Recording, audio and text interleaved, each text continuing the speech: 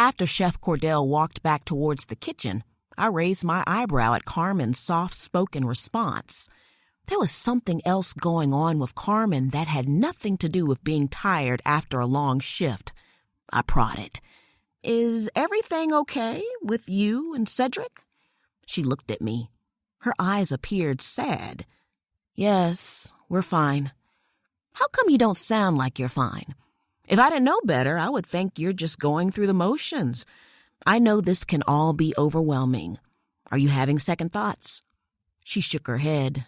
"No, I just have something on my mind. Something came up unexpectedly, and I'm still trying to wrap my head around it. I'll be fine. I appreciate you and Lisa helping me with the wedding. I don't know what I would do without you both." "Well, let's get some lunch. I'm feeling a bit low, and a meal may do us both some good." I rose from the chair to stretch my legs. During the hot summer months, I'd not been diligent to keep up with my walking. I could feel extra pounds on me that I didn't need. September still had some muggy days, but at least I was attempting to rise a bit early to get in a walk around the neighborhood. Thankfully, I'd walked this morning. Getting old came with an annoying stiffness that walking helped relieve. When the chef came out to consult with Carmen about the cake invoice, I headed towards the front of the bakery. Sweet aromas had assaulted my nose from the time we entered, and I figured taking a peek at the offerings didn't hurt. My eyes zoned on a large cheese Danish with tiny pecans embedded in the icing. Cheese Danish had been my vice for years. I would have one almost every morning with black coffee before starting my day teaching South Carolina history to 8th graders. I caught sight of Carmen coming from the back room, thankfully saving me from the torturous temptations. I turned to ask her if she was ready to go when I noticed her face. She was staring out the window at something or someone. The door to the bakery opened with the jingle of a bell. I rotated my body to see a man walk through the doors.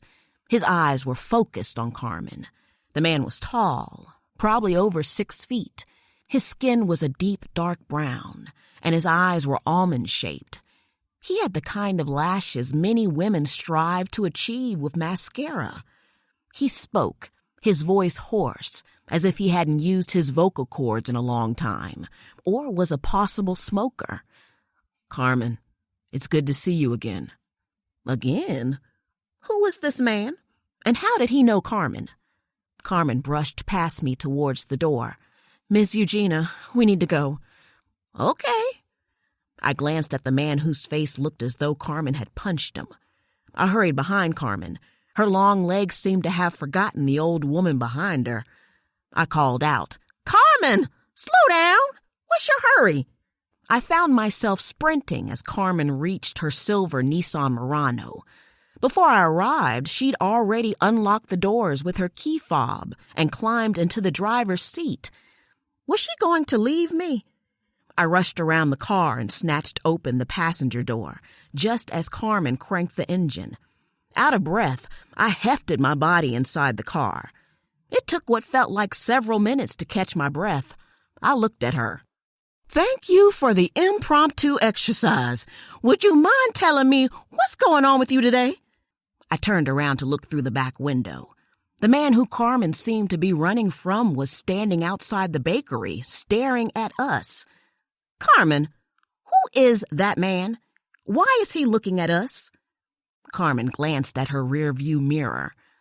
"We need to get out of here, now." I reached for the seatbelt and fastened it as Carmen lurched the car into reverse. She tore out of the parking lot, burning rubber. I tightened my seatbelt and clung to the door rest. "Carmen!" I shrieked. "Are you trying to give me a heart attack?" Carmen's shoulders dropped. "I'm sorry, Ms. Eugeena. I'm so sorry." I loosened my grip on the car door and tried to calm myself. "How about we get some real food to eat? I think you owe me an explanation, young lady." Carmen nodded her head and drove quietly. She gripped the steering wheel so hard I thought she would break it.